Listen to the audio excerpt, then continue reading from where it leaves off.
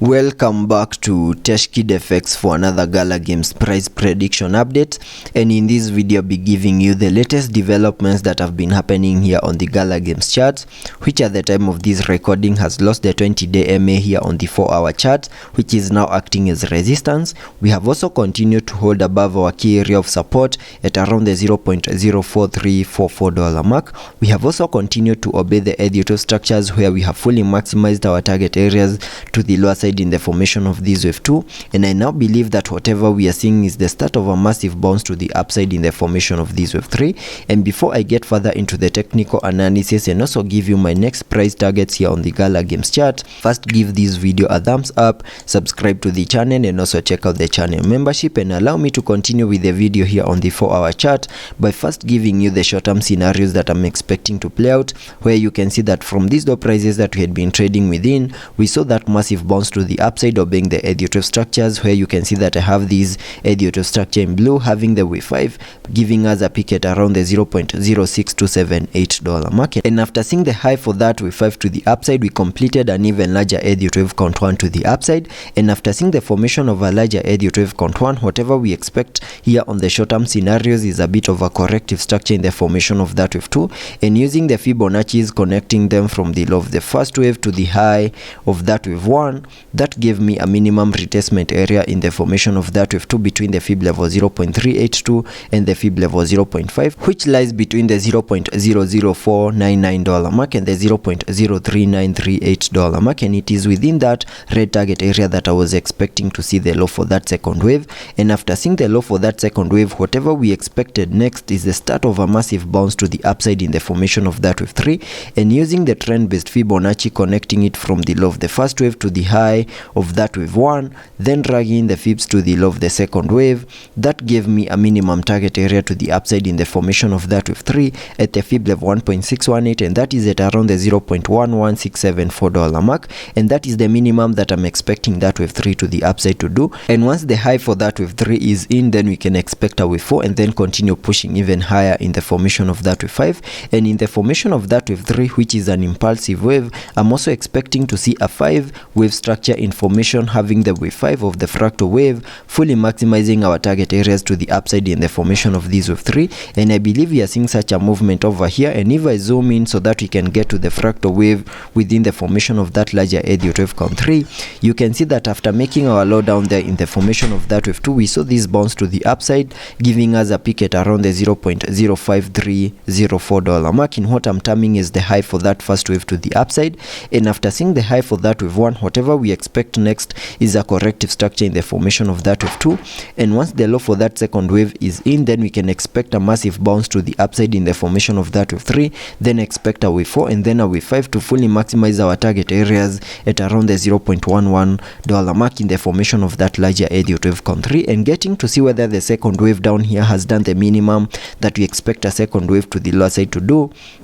by connecting the Fibonacci's from the low of the first wave down there to the high of that wave 1. That gives me a minimum retestment area in the formation of that wave 2 between the fib level 0.5 and the fib level 0.618, which lies between the $0.04681 mark and the $0.04531 mark, and it is within this red target area that I was expecting to see the low for that second wave. But you can see that we have lost the fib level 0.618, and because of that I have to extend my target area back to the fib level 0.78, which is still a valid target area in the formation of this wave 2. And now my target area is between the $0.04681 mark and the $0.04318 mark, and it is within this and within this target area we also have our support zone at around the $0.043 mark, which I have marked here on the charts using this yellow target area. And there are chances that in case this pullback that we are seeing at the moment continues to hammer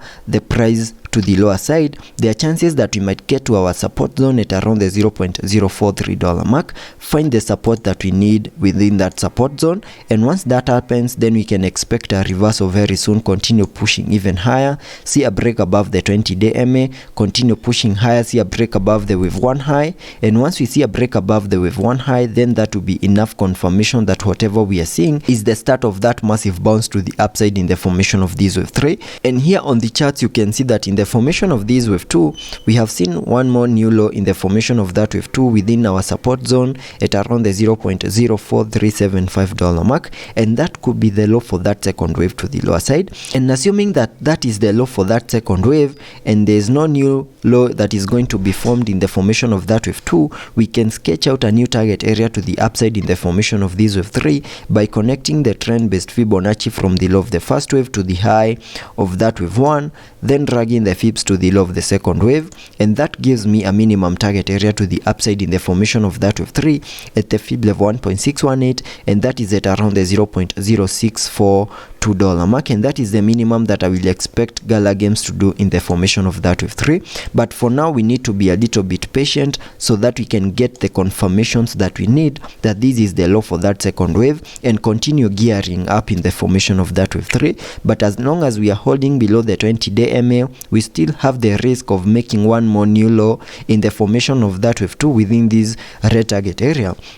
And once that happens, then we can use that new low to sketch out new target areas to the upside in the formation of that wave 3. So that is what I wanted to prepare you here on the Gala games chart. There are chances of making one more new low in the formation of this wave 2, and once that happens, then we can expect that massive run up to the upside in the formation of that wave 3, and we need to continue watching out for such a movement over here. And also taking a look at the indicators before I give you the long-term scenarios that I'm expecting to play out. On the RSI, you can see we are trading at around the 33 mark, meaning we have massive room for us to support higher movements to the upper side in case we see the reversal, and also any movements to give us one more new low in the formation of that wave 2 will still be supported here on the RSI. Also taking a look at the MACD,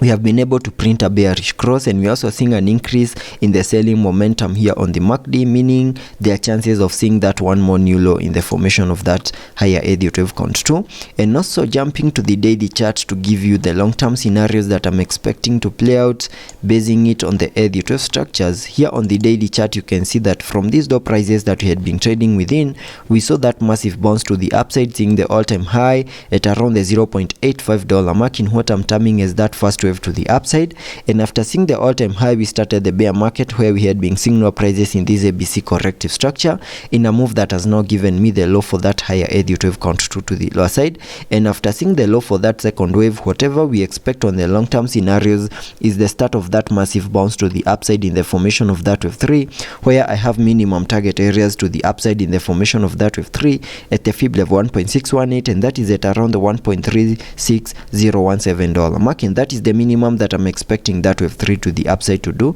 And once the high for that wave 3 is in, then we can expect a wave 4 and then continue pushing even higher in the formation of that wave 5. So that is what I'm expecting here on the long-term scenarios and also on the short-term scenarios, and let's be patient and see how that plays out, and I'll be keeping you updated.